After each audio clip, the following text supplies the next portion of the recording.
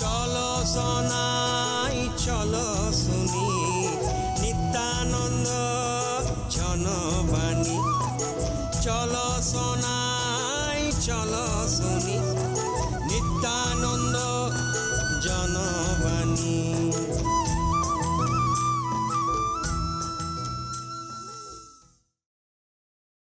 নমস্কার, এখন শুরু হচ্ছে সহায়ক প্রযুক্তির মাধ্যমে প্রবীণ উন্নয়ন পরিকল্পনা AVYAY ও ন্যায় বিচার মন্ত্রণালয়ের অধীনে কমিউনিটি রেডিও অ্যাসোসিয়েশন দ্বারা সংগঠিত ও নিত্যানন্দ জনবাণী দ্বারা প্রচারিত অনুষ্ঠান আমাদের প্রবীণ আমাদের গর্ব। গল্পটি ভরত নামক একজন বৃদ্ধ ভারতীয় চরিত্রকে কেন্দ্র করে আবর্তিত হচ্ছে। বৃদ্ধের বয়স প্রায় 60 থেকে 65 বছর। স্থানীয় ভাষার উপর ভিত্তি করে তাকে দাদু বলে সম্বোধন করা হচ্ছে। তার ছোট নাতনি লক্ষ্মী তার সঙ্গী। প্রতিটি পর্বে তারা এমন সংলাপে জড়িয়ে পড়ে যা অভয় AVYAY প্রকল্পের সাথে সম্পর্কিত গুরুত্বপূর্ণ তথ্য প্রদান করে। এই প্রোগ্রামে আঞ্চলিক লোকসঙ্গীত, ইন্টারভিউ এবং বৃদ্ধদের সাথে সম্পর্কিত বিভিন্ন ধরনের গল্প আপনারা শুনতে পাবেন। তো শুরু হচ্ছে আজকের অনুষ্ঠান, পর্ব 12, সহায়ক ও প্রযুক্তির মাধ্যমে প্রবীণ উন্নয়ন পরিকল্পনা। দাদু, তোমার লাঠিটা কোথায়? তোমায় তো স্টুডিওতে যেতে হবে। আহারে, আমি সবসময় খুঁজে পাই না, আর তাতেই দেরি হয়ে যায়। কখনো লাঠি হারাই, আর কখনো আবার অন্য কিছু। বুড়ো হওয়ার সমস্যাই আলাদা। এই নাও দাদু, তোমায় লাঠি আর চশমা। এগুলো ছাড়া তুমি চলতে পারবে না, তাই তো? একদম ঠিক বলেছ লক্ষ্মী। আমাদের মতো বৃদ্ধদের জন্য এসব ছোট ছোট জিনিস জীবনকে সহজ করে তোলে। তাই তো দাদু, আজ আমরা এই নিয়েই কথা বলবো, কিভাবে সহায়ক প্রযুক্তি আমাদের প্রিয় বৃদ্ধদের জীবনকে সহজ করে তুলতে পারে এবং তারা কিভাবে এগুলোর সঠিক ব্যবহার করতে পারেন। দারুণ বিষয় লক্ষ্মী। এটি আমাদের বৃদ্ধদের জন্য খুবই গুরুত্বপূর্ণ একটা পর্ব। দাদু, গত কয়েক সপ্তাহ ধরে আমরা আমাদের রেডিও প্রোগ্রামের মাধ্যমে দেশের বিভিন্ন প্রান্তের বৃদ্ধদের জন্য গুরুত্বপূর্ণ তথ্য ভাগ করেছি। উদাহরণস্বরূপ, সমাজ কল্যাণ ও ন্যায় বিচার মন্ত্রণালয় বৃদ্ধদের জন্য বিভিন্ন প্রকল্প চালু করেছে। এর মধ্যে একটা হলো বয়স্ক নাগরিকদের জন্য সংহত কর্মসূচি IPSRC, যা অটল বায়ু অভ্যুদয় যোজনা AVAY এর একটি অংশ। এই প্রকল্পের আওতায় বৃদ্ধাশ্রম ও যত্নশীল গৃহ পরিচালনার জন্য NGO ও স্বেচ্ছাসেবী সংগঠনগুলিকে অনুদান প্রদান করা হয়।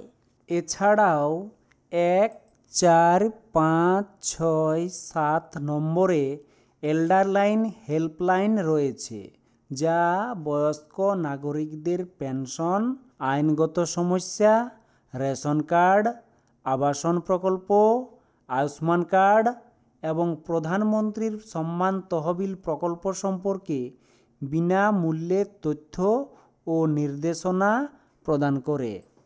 আরও একটি গুরুত্বপূর্ণ উদ্যোগ হলো বয়স্ক সেবাদান প্রশিক্ষণ বা জিরিয়াটিক কেয়ার গিভার্স ট্রেনিং। এই প্রকল্পের মূল লক্ষ্য হল বৃদ্ধদের যত্নের ক্ষেত্রে চাহিদা ও সরবরাহের মধ্যে ফারাক দূর করা, যাতে বয়স্ক নাগরিকদের আরও দক্ষ ও পেশাদার সেবা প্রদান নিশ্চিত করা যায়। এটি বিশেষভাবে প্রশিক্ষিত কেয়ার গিভারদের একটি দল গড়ে তোলার লক্ষ্যে কাজ করে, যারা জেরিয়াট্রিক যত্নে পারদর্শী হবেন। অন্যদিকে SAGE প্রকল্পটি বয়স্ক নাগরিকদের দৈনন্দিন জীবন সহজ করতে চালু করা হয়েছে।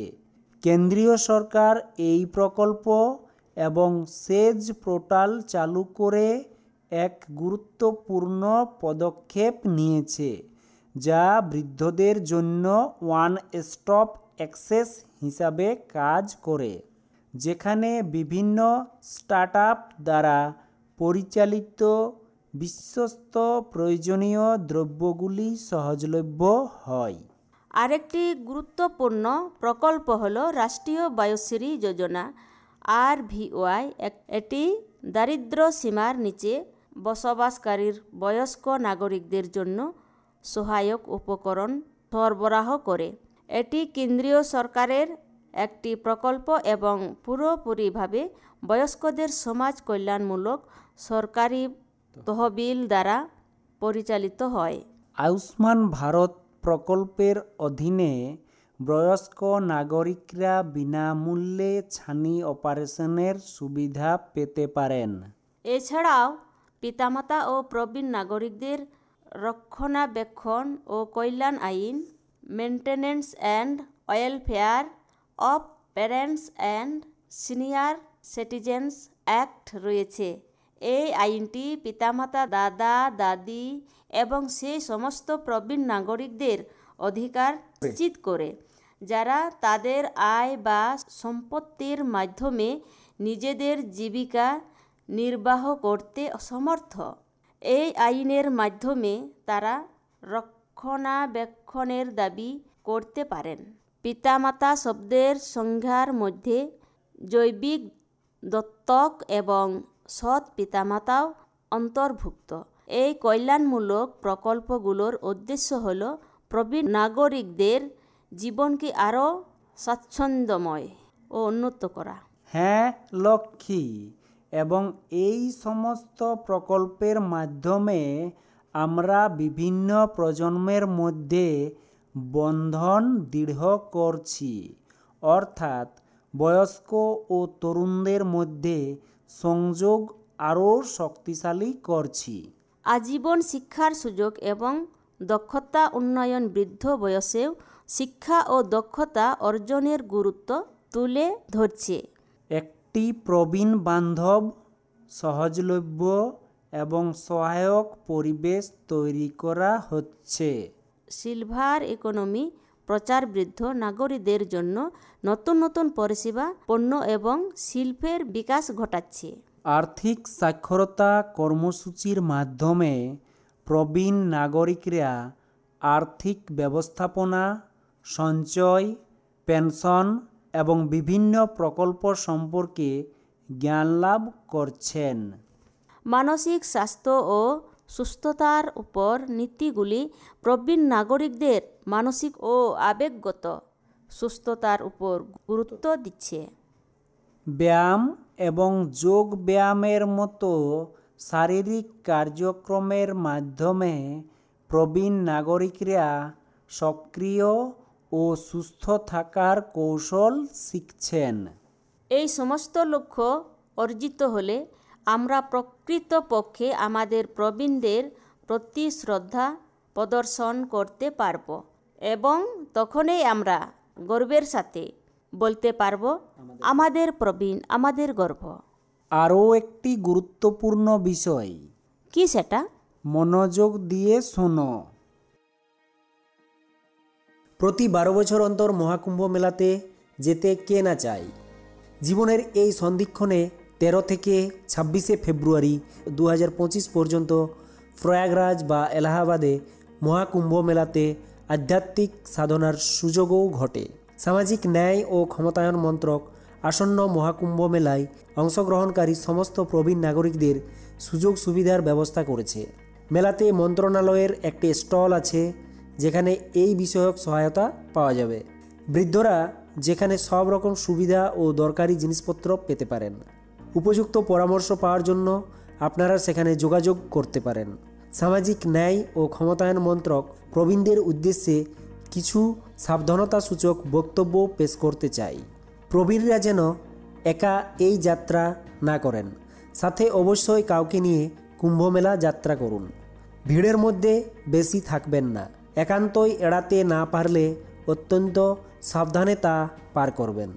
ঘাবড়াবেন না, ধৈর্য ধরবেন, মেলার নিয়ম মেনে চলবেন।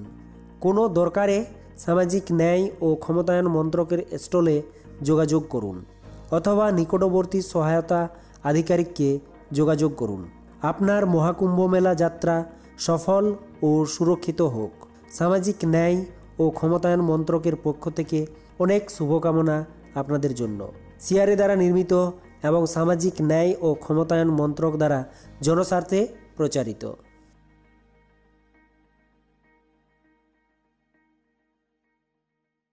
ফিলার মহাকুম্ভ। মহাকুম্ভ সম্পর্কিত এই তথ্যের পরে আপনাকে আবারও আমাদের এই অনুষ্ঠানে স্বাগতম। আপনি শুনছেন আমাদের প্রবীণ আমাদের গর্ব, যা সমাজ কল্যাণ ও ন্যায় বিচার মন্ত্রণালয় এবং কমিউনিটি রেডিও অ্যাসোসিয়েশন দ্বারা উপস্থাপিত।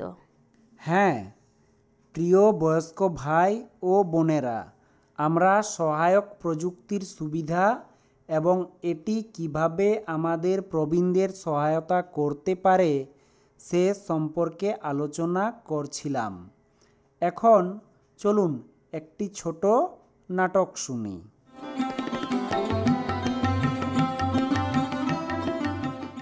কি বলবো বাবা, বৃদ্ধ বয়সে শরীরের প্রতিটি অংশ দুর্বল হয়ে পড়ে আর জীবন যেন এক বিশাল বোঝা হয়ে যায়।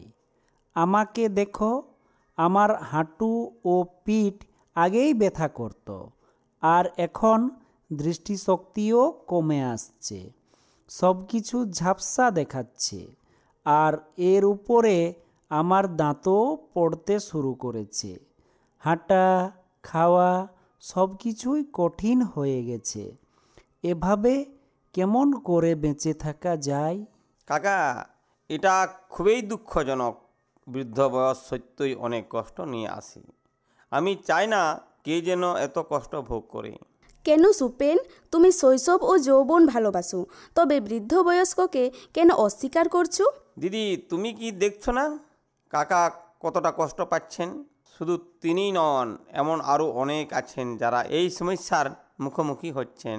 হ্যাঁ, তারা চ্যালেঞ্জের সম্মুখীন হচ্ছেন, কিন্তু তার মানে এই নয় যে বৃদ্ধ বয়স মূল্যহীন। মোটেও না সুপেন, বৃদ্ধ বয়স আমাদের জীবনের পরিশ্রমের ফল। সমস্যা হলো আমরা জানি না কিভাবে এটিকে অর্থবহ ও স্বাচ্ছন্দ্যময় করা যায়। সত্যি, তাহলে বলো কিভাবে আমরা এটি আরও ভালো ও সহনশীল করতে পারি? আমাদের সম্প্রদায়ের community radio station Nityananda Janabani সম্পর্কে জানো। সেখানে আমাদের প্রবীণদের জন্য খুবই দরকারি তথ্য প্রদান করা হয়।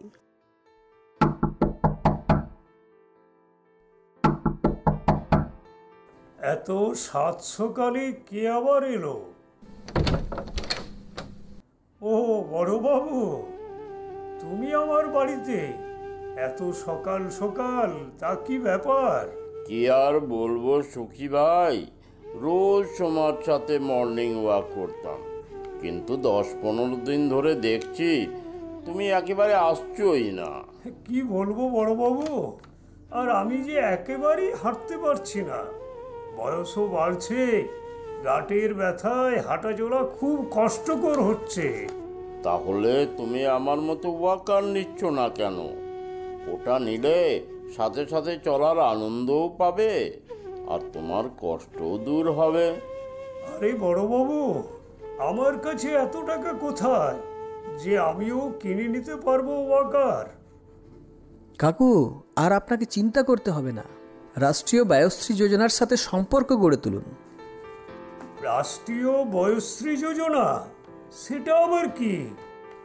কাকু, আমাদের ভারত সরকার আমাদের দেশের 70% বৃদ্ধ নাগরিক যারা বার্ধক্যতার জন্য বিকলাঙ্গ হয়েছেন, যারা বিপিএল পরিবার অন্তর্ভুক্ত বা যাদের মাসিক আয় 15,000 টাকার নিচে, তাদের জন্য সরকার জীবন সহায়তা যন্ত্র সাহায্য দেওয়ার কাজ করছেন, যেখানে চলার জন্য পাবেন ছড়ি, বৈশাখী, ওয়াকার, ট্রাইপড ছড়ি, সোনার যন্ত্র, কৃত্রিম দাঁত, চশমা, wheel chair, folding chair commode, নি বেল্ট, স্পাইন বেল্ট, কোমরের বেল্ট ইত্যাদি উপকরণ ফ্রিতে দেওয়া হচ্ছে। আচ্ছা আচ্ছা, এই ব্যাপার। তাহলে আমি এগুলো কিভাবে পেতে পারি? আর অন্য কি কেউ এগুলো পেয়েছে? ভারত সরকারের সামাজিক ন্যায় ও অধিকার মন্ত্রণালয় দ্বারা রাষ্ট্রীয় বায়োশ্রী যোজনা কৃত্রিম অঙ্গ নির্মাণ নিগম এলএম দ্বারা সারা দেশে এই যোজনা থেকে 3,60,175 জনের বেশি বয়স্কদের এই পরিষেবা প্রদান করছেন। এজন্য আপনি Aadhaar card, PAN card, ration card এবং আপনার আয়ের প্রমাণপত্র নিয়ে অনলাইন রেজিস্ট্রেশন করুন। socialjustice.gov.in এক্ষুনি অ্যাপ্লাই করুন। এছাড়া সবথেকে সোজা মাধ্যম হলো এল্ডার লাইনে বিনামূল্যে কল করে জানতে পারেন, যার নাম্বার হলো 14567। বাহ বাহ, দারুণ খবর পেলাম, কিন্তু আগে তো জানতাম না। এরপর আমিও নেব ওয়াকার এবং আমিও বড়বাবুর সাথে মর্নিং ওয়াক করব।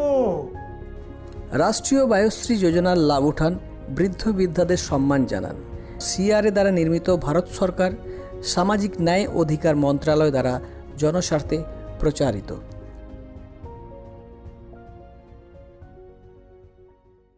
বাহ কাকা, এই তথ্য শুনলে তো?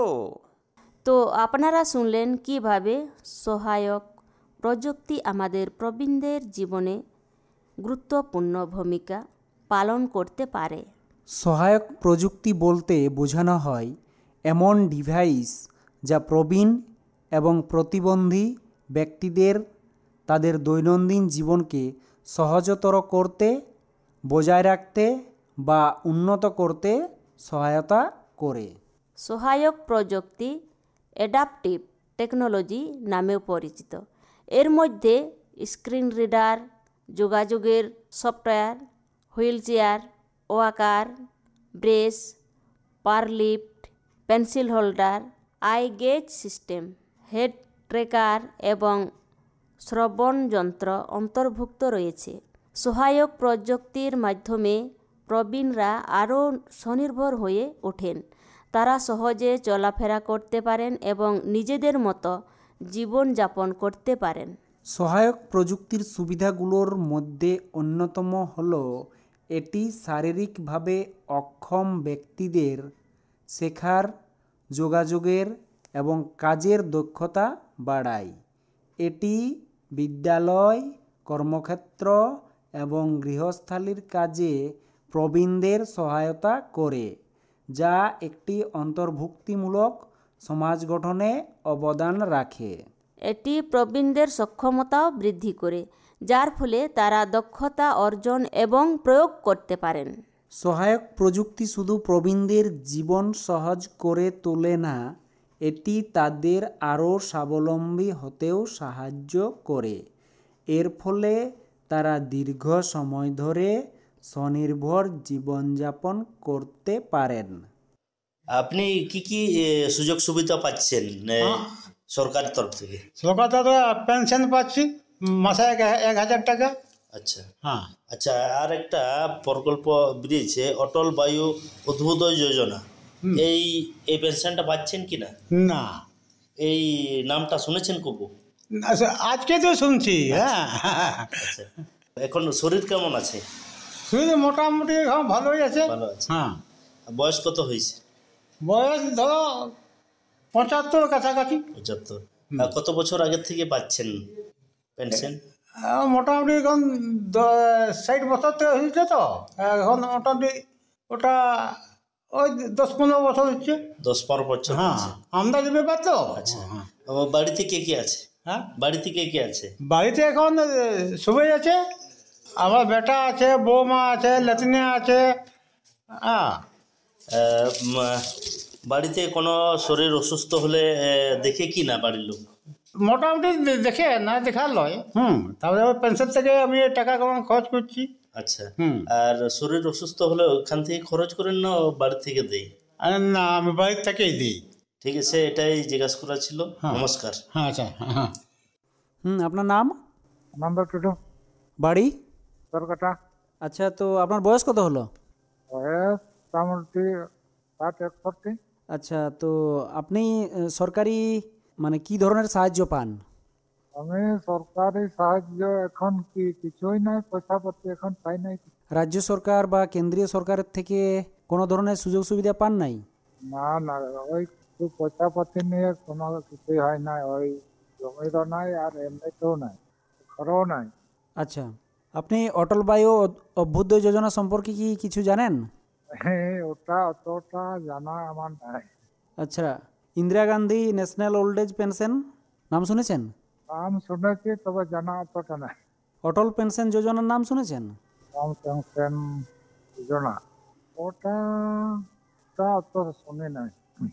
তাহলে আপনি বলতে চাইছেন যে রাজ্য সরকার এবং কেন্দ্রীয় সরকারের যে সমস্ত স্কিম বা প্রকল্প রয়েছে সেইগুলো থেকে কোনো ধরনের সুযোগ সুবিধা পান নাই।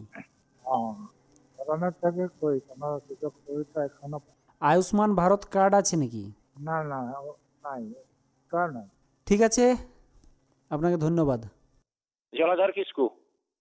হ্যাঁ, এই যে যেমন কৃষক বন্ধু এগুলো পাই। আপনি অটল বায়ু অভ্যুদয় যোজনা সম্পর্কে কি কিছু জানেন? না, শুনিনি, না জানি না। এটা ওই যে কি বলছে, ওই তোমার ওই জমি সংক্রান্ত নিয়ে সম্মান নিধি, ওইটা পাই কিছু। অন্যান্য কিছু সুযোগ সুবিধা পায় না। ওই কৃষক বন্ধু আর এইটাই পাই। আমার মোটামুটি 60-এর কাছাকাছি হয়ে গেল, 59।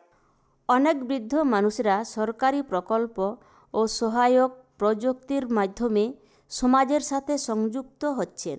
এজন্যই আমাদের প্রবীণদের প্রতি সম্মান আরও বৃদ্ধি হচ্ছে।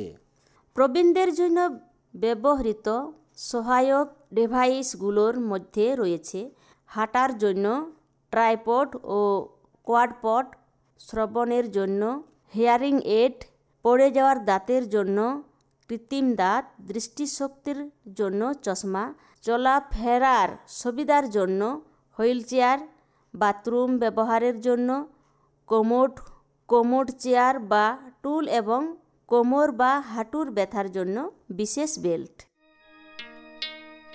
ওই বাজারে বসতি করে বাজারে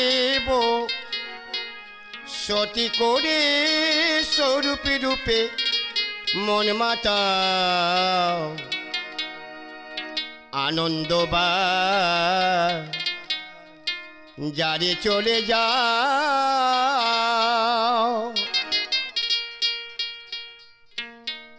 ওই বাজারে বসতি করে বাজারে সতি করে স্বরূপে রূপে মন মাতা আনন্দ বাজারে চলে যাও রে, আনন্দ বাজারে চলে যাও। বাজারে সতি করে বাজারে সতি করে স্বরূপে রূপে মন মাতা আনন্দ বাজারে চলে যাও রে, আনন্দ বাজারে চলে যাও।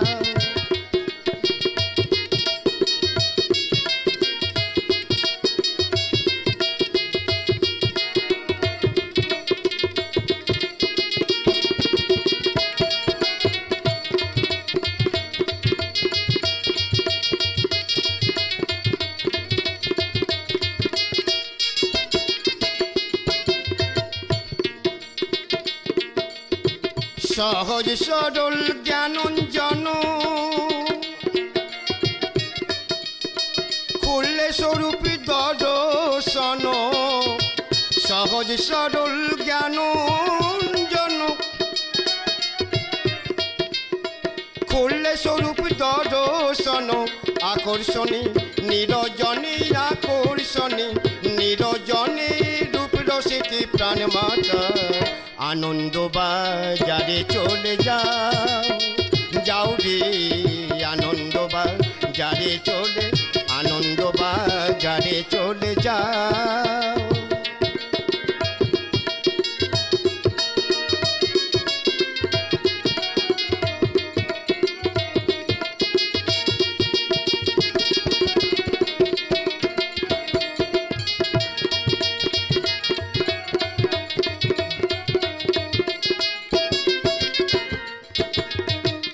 ভালো মন্দ মাঝখানে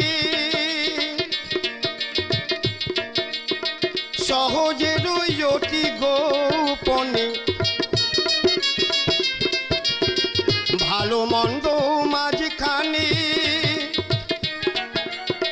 সহজে রই অতি গোপনে আকর্ষণী নিরজনে আকর্ষণী নিরজনে রূপ রসিতে প্রাণ মাতা আনন্দ বাজারে চলে যাও যাও রে আনন্দ বাজারে চলে যাও বাজার দেব সতী করে বাজার দেব সতী করে স্বরূপ রূপে মন মাতা আনন্দ বাজারে চলে যাও যাও রে আনন্দ বাজারে চলে যাও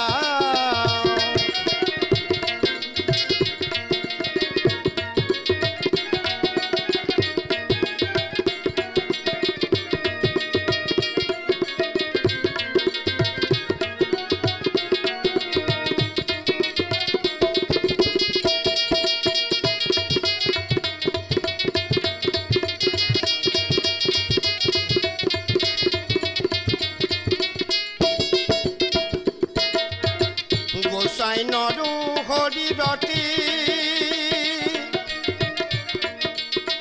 বসে অনুরাগীর ঘাটে গোসাই নর হরি রতি বসে অনুরাগীর ঘাটে রূপসায়রী পিচল ঘাটি রূপসায়রী পিচল ঘাটি রসির মানুষ হেরে না আনন্দ বাজারে চলে যাও যাও রে আনন্দ বাজারে চলে যাও বাজার দেব সতী করে বাজার দেব সতী করে স্বরূপ রূপে মন মাতাও আনন্দ বাজারে চলে আনন্দ বাজারে চলে আনন্দ বাজারে চলে যাও।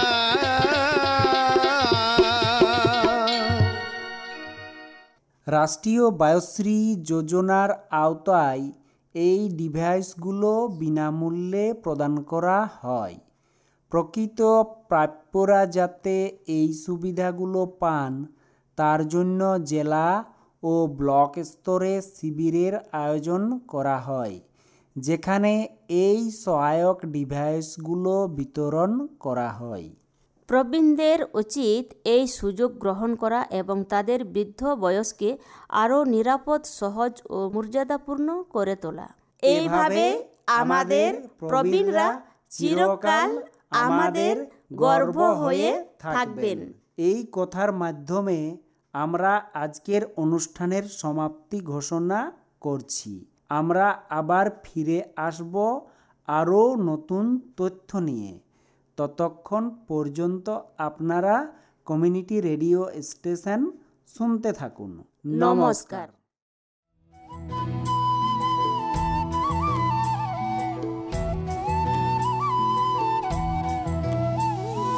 চলো সোনাই চলো শুনি নিত্যানন্দ জনবাণী। চলো সোনা